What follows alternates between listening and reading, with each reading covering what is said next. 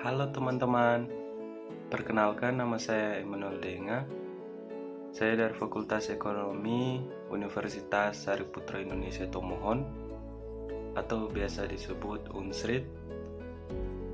Pada kesempatan kali ini, saya akan melengkapi tugas yang diberikan dosen saya tentang aspek sumber daya manusia dalam mata kuliah studi kelayakan bisnis. Apa sih aspek sumber daya manusia itu? Yuk kita simak bersama-sama.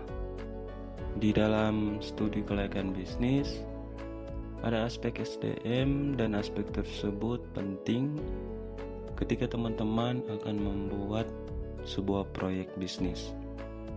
Di dalam aspek sumber daya manusia, ada berbagai komponen, di antaranya ada perencanaan SDM, kemudian analisis pekerjaan, rekrutmen, seleksi, dan orientasi, terus ada produktivitas, terus ada pelatihan dan pengembangan, prestasi kerja, kompensasi, perencanaan karir, keselamatan dan kesehatan kerja, dan yang terakhir pemberhentian.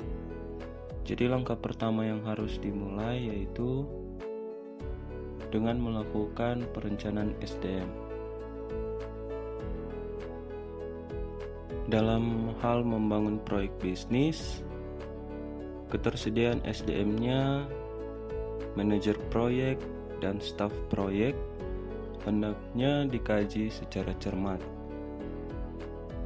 Kesuksesan suatu perencanaan dan pelaksanaan pembangunan sebuah proyek bisnis sangat tergantung pada SDM yang solid, yaitu manajer dan timnya. Membangun sebuah tim yang eksklusif merupakan suatu seni dan ilmu pengetahuan. Dalam membangun sebuah tim yang efektif, pertimbangan harus diadakan bukan hanya pada keahlian teknis para manajer atau anggota tim semata, tetapi juga peranan penting mereka dan keselarasan mereka dalam bekerja. Jadi, hal-hal yang dapat diperhatikan dalam perencanaan SDM yaitu memilih manajer proyek.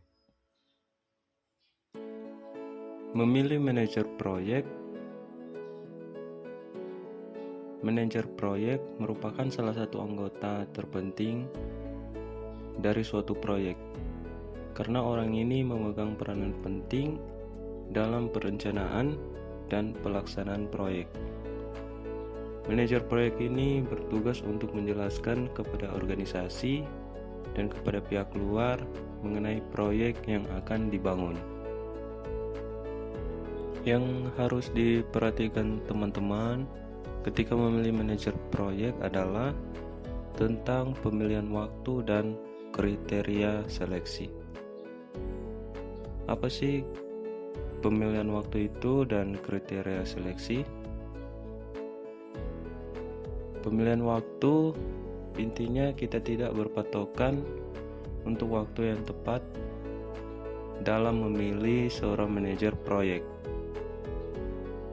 melainkan syarat yang harus diingat teman-teman adalah manajer proyek dan tim harus secepatnya terlibat dalam perencanaan proyek agar mereka segera mungkin melakukan proyek bisnis tersebut. Dan untuk kriteria seleksi, seorang manajer proyek harus memiliki karakteristik yang berpengaruh, yaitu yang pertama memiliki pengalaman, kedua mempunyai jiwa kepemimpinan dan keahlian secara strategi maupun teknis, yang ketiga memiliki kemampuan mengenai hubungan masyarakat, dan yang keempat yaitu memiliki kemampuan manajerial. Setelah kita memilih manajer proyek, selanjutnya yaitu memilih tim proyek. Jadi apa yang harus diperhatikan ketika kita memilih tim proyek, yaitu dengan kriteria seleksi. Kriteria umum yang digunakan untuk memilih anggota tim proyek yaitu pertama, memiliki komitmen pada tujuan proyek dan mampu menyelesaikannya.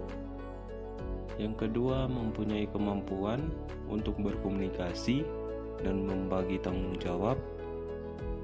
Yang ketiga, dapat berpindah dari satu kegiatan pekerjaan ke pekerjaan lainnya, sesuai dari daftar dan kebutuhan proyek. Yang keempat, kemampuan teknis. Dan yang kelima, kemampuan untuk mengakui kesalahan dan memperbaikinya. Yang keenam, konsentrasi pada pekerjaan. Yang ketujuh, kemampuan untuk mengerti dan bekerja berdasarkan jadwal dan pengadaan sumber daya. Misalnya mau bekerja lembur jika dibutuhkan.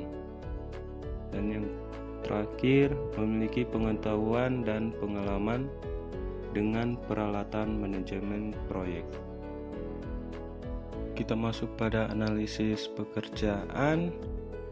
Dan tadi kita telah melakukan perencanaan SDM. Setelah kita melakukan perencanaan SDM, kita harus melakukan analisis pekerjaan. Dan dengan ini kita akan mengetahui pekerjaan yang dapat dipekerjakan oleh orang-orang yang tepat di pekerjaan tersebut. Syaratnya yaitu dilakukan kualifikasi atau spesifikasi personalia kepada orang-orang tersebut. Dan berikutnya, rekrutmen, seleksi, dan orientasi. Rekrutmen itu bertujuan untuk mencari sebanyak-banyaknya calon tenaga kerja yang sesuai dengan lowongan yang tersedia. Kita bisa mencari di berbagai sumber, diantaranya lembaga pendidikan, departemen tenaga kerja, biro-biro konsultan, dan masih banyak lagi. Dan yang kedua, seleksi dilakukan gunanya lebih menjamin bahwa mereka yang diterima adalah mereka yang dianggap paling tepat dengan kriteria yang telah ditetapkan, serta jumlah yang dibutuhkan. Dan yang ketiga, orientasi dilakukan pada pegawai yang telah diterima setelah melalui tahapan seleksi. Proses orientasi ini dimaksudkan untuk memperkenalkan pegawai baru kepada situasi kerja dan kelompok kerjanya yang baru. Dan kalau untuk produktivitas ini memiliki dua dimensi, diantaranya yaitu yang pertama, suatu efektivitas yang mengarah kepada pencapaian untuk kerja yang maksimal, yaitu pencapaian target yang berkaitan dengan kualitas, kuantitas, dan waktu. Yang kedua, efisiensi yang berkaitan dengan upaya membandingkan masukan dengan realisasi penggunaannya atau bagaimana pekerjaan tersebut dilaksanakan. Berikutnya, pelatihan dan pengembangan. Untuk melaksanakan program pelatihan dan pengembangan, manajemen hendaknya melakukan analisis tentang kebutuhan, tujuan, sasaran, serta isi dan prinsip belajar terlebih dahulu agar hasil dari pelaksanaan program pelatihan tidaklah sia-sia. Prinsip belajar itu hendaknya menjadi pedoman secara belajar Misalnya bahwa program bersifat partisipatif, relevan, terjadi pemindahan kalian, serta memberikan feedback mengenai peserta pelatihan. Di lain pihak, pengembangan sumber daya manusia jangka panjang banyak memiliki manfaat. Misalnya, dalam rangka mengurangi ketergantungan pada penarikan karyawan baru, memberikan kesempatan kepada karyawan lama, mengantisipasi keusangan karyawan, dan perputaran tenaga kerja. Dan berikutnya, prestasi kerja. Prestasi kerja ini, agar pelaksanaan penilaian prestasi kerja dapat dilaksanakan dengan baik, aktivitas ini perlu disiapkan sistem-sistem penilaian yang harus mempunyai hubungan dengan pekerjaan. Secara praktis, memiliki standar-standar dan menggunakan ukuran yang dapat diandalkan.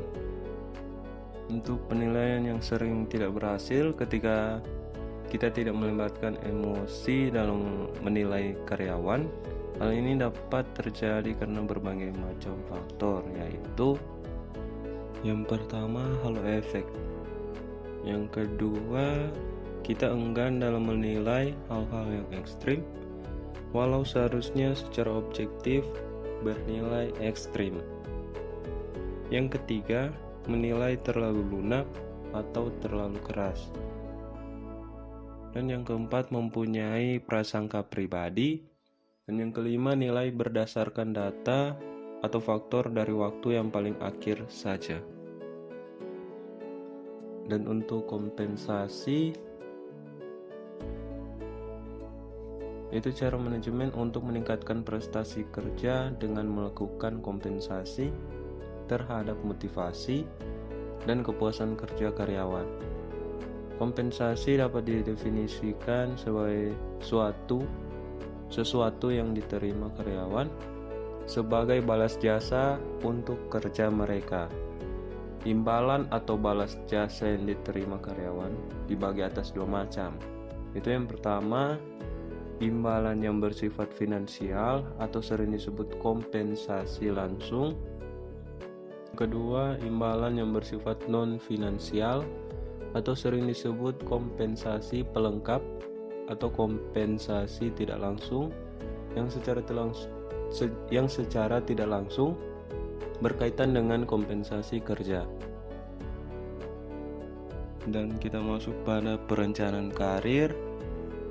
Dapat dilihat bahwa konsep dasar perencanaan karir seseorang adalah yang pertama, karir sebagai urutan promosi atau transfer dari jabatan-jabatan yang lebih besar, tanggung jawabnya ke lokasi yang lebih baik selama kehidupan kerja seseorang. Yang kedua, karir sebagai petunjuk pekerjaan yang membentuk suatu pola yang sistematik dan jelas, atau membentuk satu jalur karir.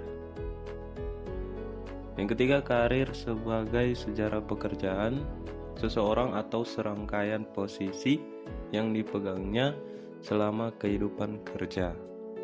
Dan untuk keselamatan dan kesehatan kerja, itu keselamatan kerja termasuk di dalamnya adalah kesehatan fisik dan mental. Kesehatan karyawan bisa saja terganggu karena adanya penyakit maupun kecelakaan. Dengan adanya program kesehatan kerja, diharapkan pekerja menjadi lebih produktif karena jarang tidak masuk kerja karena sakit. Oleh karena itu, gangguan-gangguan penglihatan, pandangan, kelelahan, lingkungan kerja, atau misalnya suhu dan kelembapan dan lainnya perlu dihilangkan atau diperkecil semaksimal mungkin. Dan untuk pemberhentian pemisahan atau pemutusan hubungan kerja atau PHK dari suatu organisasi terhadap karyawannya. Pemberhentian karyawan ini dapat terjadi oleh berbagai sebab. Misalnya, yang pertama, peraturan perundang-undangan yang berlaku. Yang kedua, keinginan perusahaan. Dan yang ketiga, keinginan karyawan. Yang keempat, pensiun. Yang kelima, kontrak kerja telah berakhir. Yang keenam, kesehatan karyawan. Dan yang ketujuh, meninggal dunia. Pemberhentian dari pekerjaan dapat menimbulkan kerugian-kerugian baik bagi perusahaan maupun karyawan. Agar tidak timbul masalah karena pemberhentian ini, proses pemberhentian karyawan hendaknya berdasarkan pada undang-undang atau peraturan yang berlaku. Namun demikian, dalam kenyataannya pemecatan sering terjadi. Jika pemecatan terpaksa dilakukan, hendaklah menurut prosedur yang berlaku. Akhirnya, kita telah sampai di penghujung presentasi. Terdapat beberapa poin penting yang telah dibahas, seperti pentingnya melakukan perencanaan SDM sebelum melakukan bisnis proyek. Dan saya mohon maaf sebesar-besarnya apabila ada tutur kata yang kurang berkenan bagi teman-teman sekalian. Kalau teman-teman rasa video ini bermanfaat, silakan di-share, di-like, dan di-komen. Sampai jumpa lagi di video-video saya selanjutnya.